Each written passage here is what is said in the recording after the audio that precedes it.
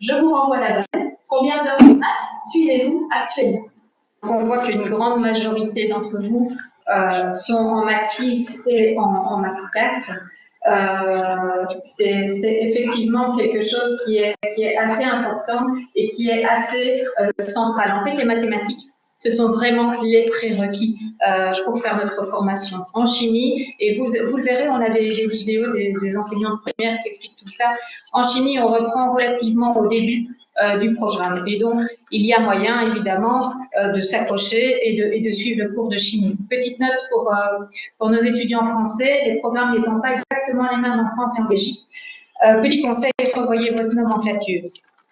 C'est le point central pour pouvoir bien accrocher le cours de chimie ici. Pour le cours de physique, vous verrez aussi dans la vidéo de votre enseignant de physique que finalement, ils reprennent assez loin dans les bases de physique et donc il y a aussi possibilité de s'accrocher par rapport au cours de physique. En fait, le point central, c'est l'outil mathématique. Les mathématiques, vous en avez besoin pour votre cours de mathématiques, évidemment, mais aussi pour, en chimie, calculer des concentrations, etc., en physique pour les vecteurs et pour pouvoir calculer des mouvements de force et des choses comme ça. Donc, l'outil mathématique est quand même assez important et donc c'est important de pouvoir se former en mathématiques. Mais attention, notre professeur de mathématiques base finalement les prix sur le cours de maths 4 heures.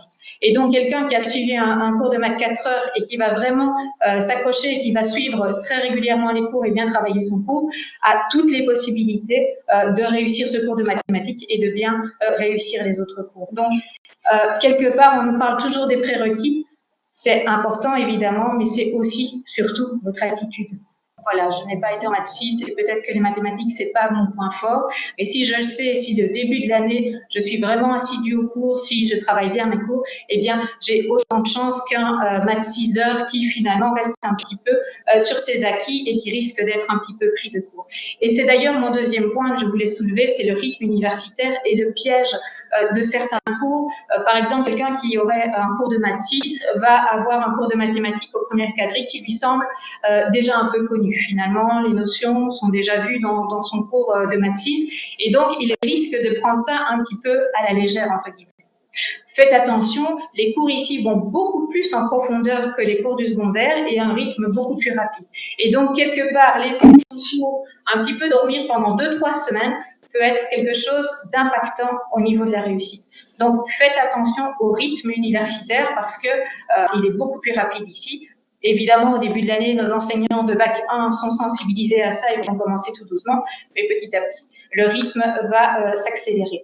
Et puis, il y a aussi quelque chose qui est un petit peu différent par rapport au secondaire, c'est que dans les formations universitaires, ici, chez nous, vous allez avoir les cours théoriques qui vont être donnés par les enseignants, et puis les cours pratiques, les exercices, les laboratoires qui sont donnés en plus petits groupes, et on insiste vraiment beaucoup là-dessus, parce qu'un plus petit groupe, c'est beaucoup plus d'interaction avec l'assistant psy le peer learning, finalement, apprendre entre eux. Et finalement, vous allez devoir, vous, faire le lien entre la théorie et la pratique. Dans le secondaire, c'est l'enseignant qui est en charge des deux parties et donc donne la théorie. Et puis, tout doucement, on va vers les exercices. Et si les exercices ne sont pas bien compris, peut revenir un petit peu à la théorie et fait finalement un peu l'aller-retour en vous prenant, il faut dire les choses comme elles sont, un petit peu par la main pour vous emmener vers l'acquisition de la matière. Ici, on est à l'université, donc forcément le professeur va donner son cours théorique, qui sera là pour répondre à vos questions et pour vous accompagner, mais c'est à vous à faire le lien entre les deux. Et donc quelque part à vous à préparer les séances d'exercice,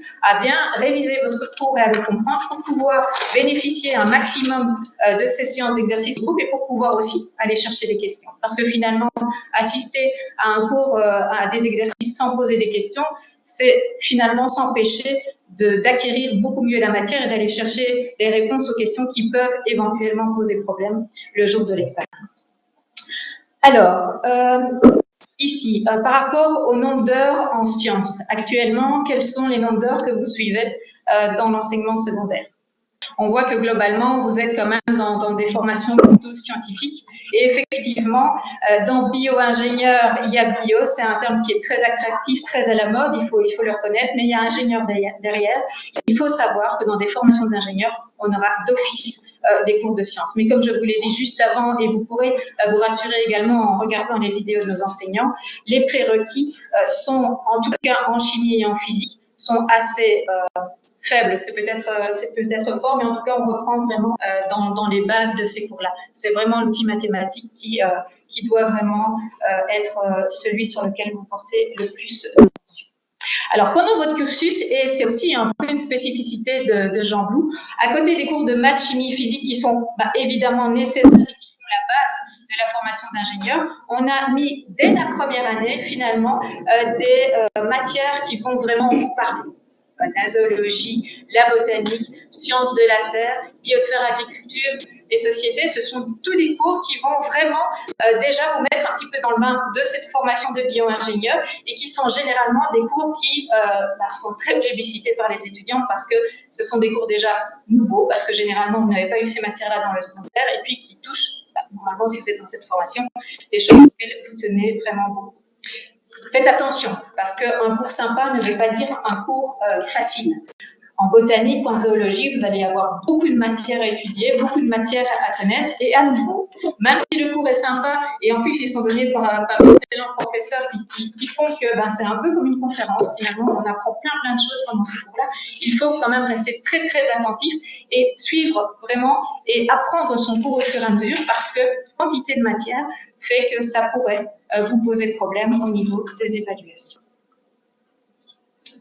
Alors, votre niveau d'anglais, actuellement, comment vous pouvez vous évaluer finalement par rapport à votre maîtrise d'anglais?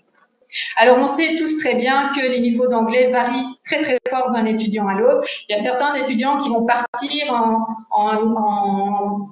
une deuxième réto à l'étranger, vont maîtriser l'anglais, ils vont venir chez nous quasi parfait bilingue. Il y a des étudiants qui ont eu très peu d'anglais, d'autres qui ont eu un cours d'anglais 4 heures par semaine, et donc les niveaux sont différents. Et l'anglais, il n'y a rien de pire que de ne pas pratiquer une langue pendant un certain temps. Et donc, on a pris le parti en première année, lorsque vous allez arriver chez nous, pendant la première semaine, on va vous faire passer un test de niveau. Et par rapport à ce test de niveau, on va pouvoir vous répartir dans différents cours. Donc, normalement, le cours niveau débutant est en première année, le cours niveau intermédiaire deuxième et le niveau avancé en troisième année de bachelier. Eh bien, on va vous permettre, si votre niveau d'anglais est déjà bon, de ne pas un petit peu végéter finalement dans le cours débutant, de pouvoir aller suivre un cours de niveau intermédiaire et de pouvoir continuer à vous améliorer dans votre cours d'anglais. Et donc, quelque part, on permet aux étudiants qui ont un niveau faible en anglais de pouvoir commencer et de l'accompagner vers la maîtrise de l'anglais, qui est quand même très important dans une formation d'ingénieur. Mais pour ceux qui ont déjà un niveau un peu plus avancé, on leur permet de ne pas s'ennuyer dans le cours et de pouvoir avancer finalement dans leur maîtrise de l'anglais. Et donc tout ça se fait dès la rentrée et vous permettra ainsi d'être répartis dans différents cours, dans différents niveaux. Il y a même des étudiants qui, s'ils sont parfaits bilingues, peuvent participer et aider leurs collègues pour pouvoir maîtriser l'anglais.